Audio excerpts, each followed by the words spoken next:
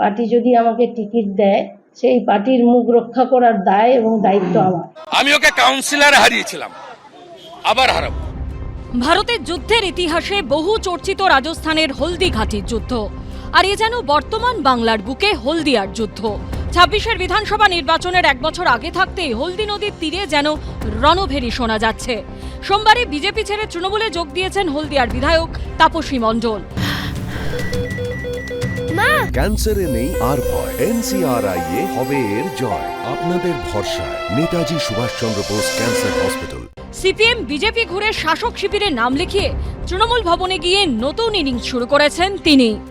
জিতবো কি জিতবো না সেটা তো যখন নির্বাচন হবে তখনকার ব্যাপার, এখন এই বিষয় নিয়ে কথা বলছেন।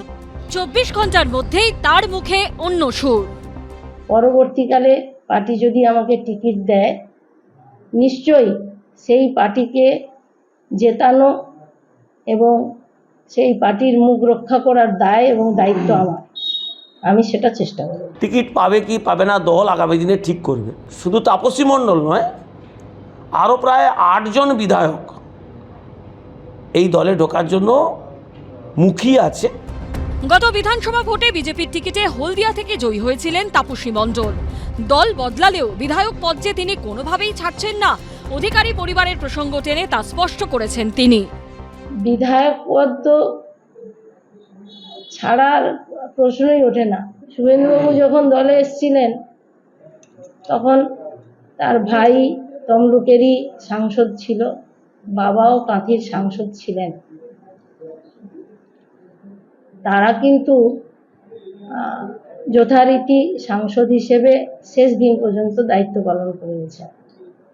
তাই আমি বিধায়ক হিসেবে এই এলাকার মানুষের যেটুকু দায়িত্ব সেটুকু দায়িত্ব পালন করে যাব। অনেক ভোটে ওকে হারাবো।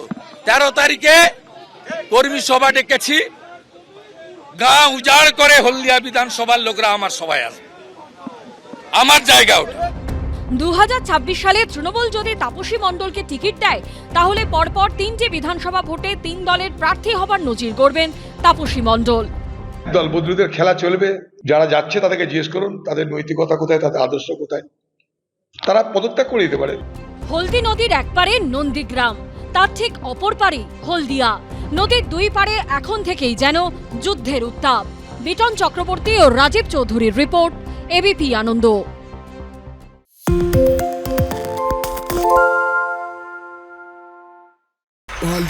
তাই নাকি? বাংলা গুজব চায় না, বাংলা খবর চায়। বাংলা খবর, বাংলার খবর। শুনতে পাচ্ছি না, বল না।